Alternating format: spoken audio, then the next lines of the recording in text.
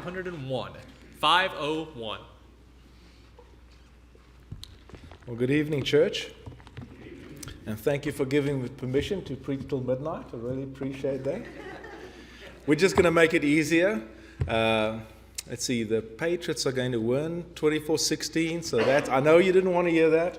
I know you're all rooting for the other team, the Eagles, but so now we got the score out the way, we can get down to it, right? How many of you won a medal recently? Anybody won a medal?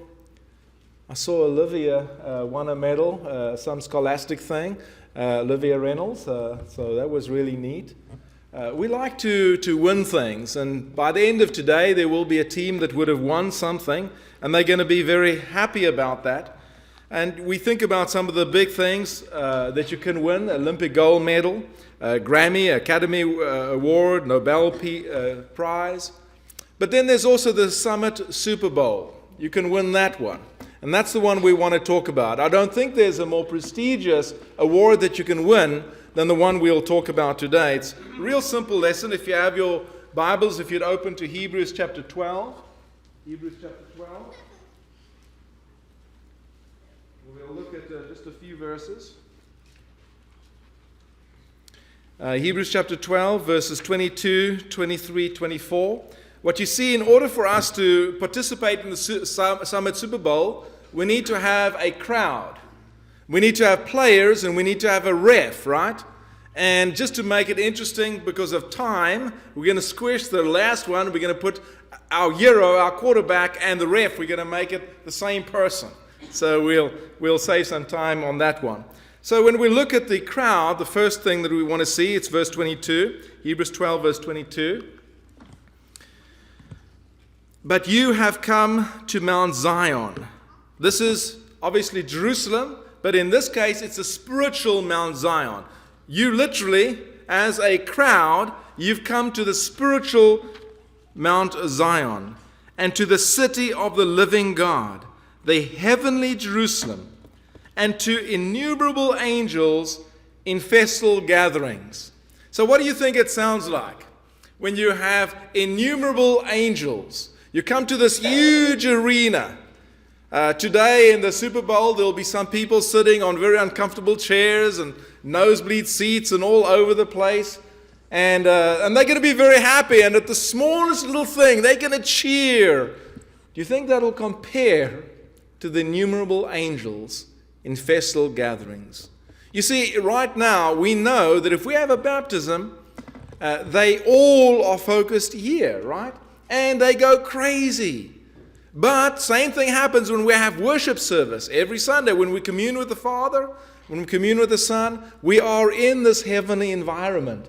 And it's an amazing atmosphere. We just can't always see it.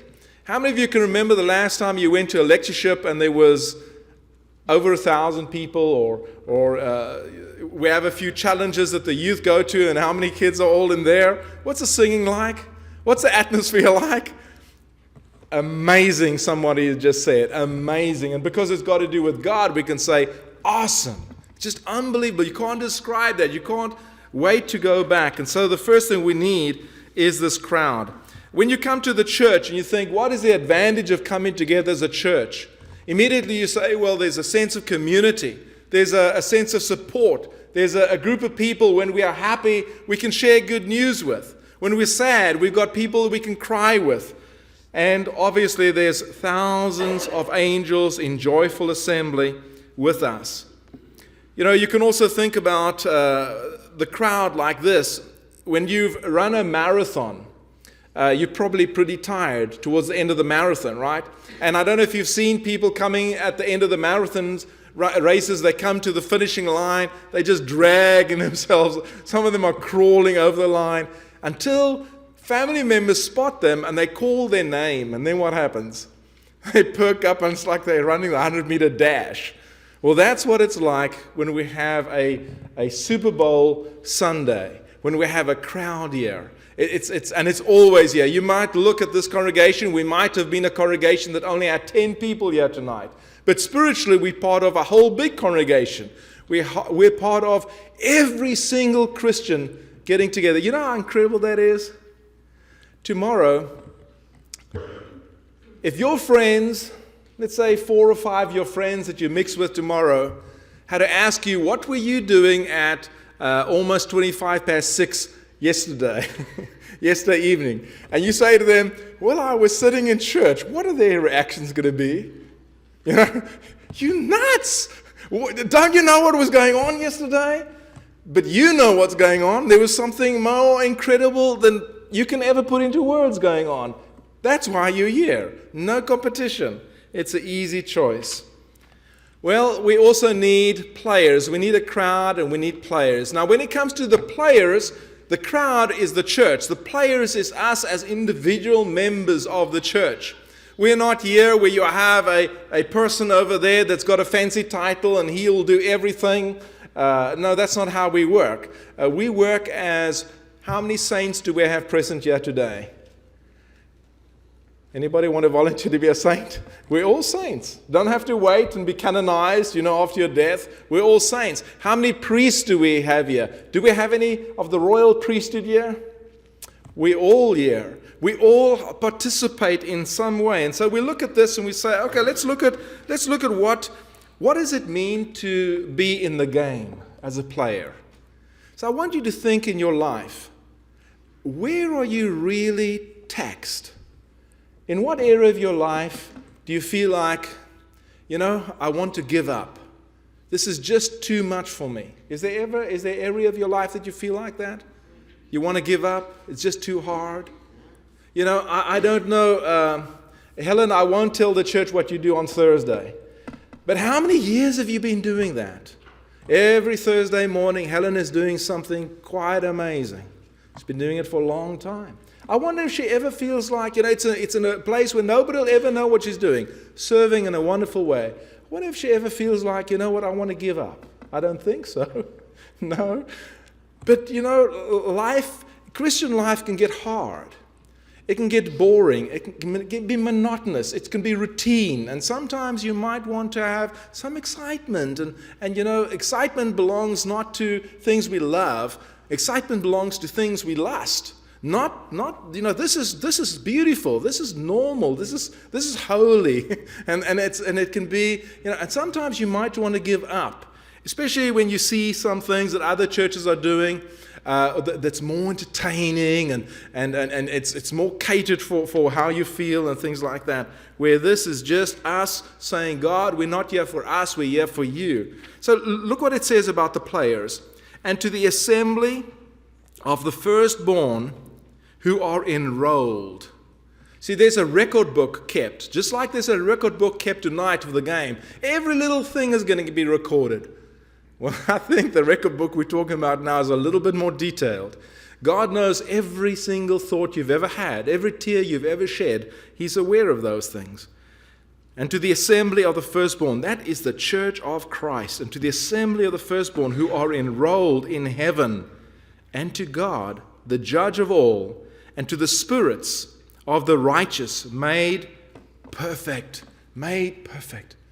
What do you think about these athletes when right now on the TV you've probably got the stats going and you're looking, this person weighs so much and they've done so many touchdowns and one of these guys is just perfect. Just nobody's ever going to come close to that person. Except these people. Isn't that what it's saying?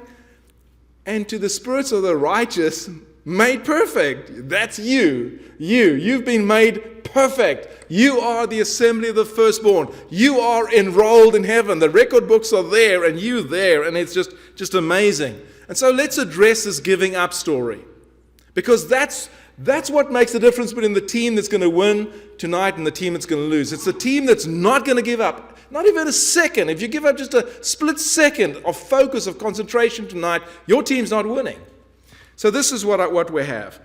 You might say, this is harder than I thought it would be. You might be saying, why is this taking so long? You might say, I'm getting nowhere with this. You might say, I keep failing at this goal. You might say, I can't do this.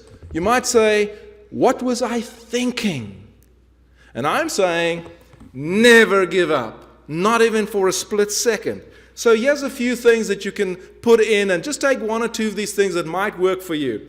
and this is like a locker room speech to not to them, but to the Super Bowl, it would be, number one, adopt an I won't quit mindset. I won't quit. You know why we have marriages that are successful in the Summit Church of Christ? It's because of a mindset. We won't quit. We've got a lot of love in the past, but right now we are so determined that we're not going to quit. In every area of our life, we won't quit. Sometimes you don't know what to do, and so you need to copy somebody else that is persevering, that is doing it okay. Sometimes you need to call somebody. Sometimes you need to go back to the why. You know, you're not going to achieve any goals unless you make a whole list of why. Why do we want to achieve some of those things? What is the main thing we want to do on that board? If we find that main thing, then list about 5 to 10 whys. Why do you want to achieve that? And so when you want to give it up and you say, man, that was a crazy thought, go back and see why you wanted to do it. Sometimes you need to find a different how. You keep trying the same method and it doesn't work, try a different way of trying to do it. Keep chipping away. That's probably the most important thing. Don't try to run 20 miles. You know, Andrew, I really like that talk you did on Wednesday. Some people want to do 20 miles in a day and another person will just do 10. But the guy that does 10 every single day, that's the one that wins. That's the one that wins. Don't give up. Stay focused. Stay positive. Get yourself a support network. Remain faithful. Take any one of those few things that I've given you and say, I'm going to be the best player that I can. Here is to hone in on the why question. If a first grader is struggling at school and one of his assignments he gets 100%, what do you think he's going to do with that 100% sheet? What's he going to want? Yeah, Peggy knows. He's going to want to come home and show somebody, right? That's why. Once you can figure out the why you're doing this, you're not doing this for yourself. You're doing this for God. You want to come and say, God, look at what I did, Lord.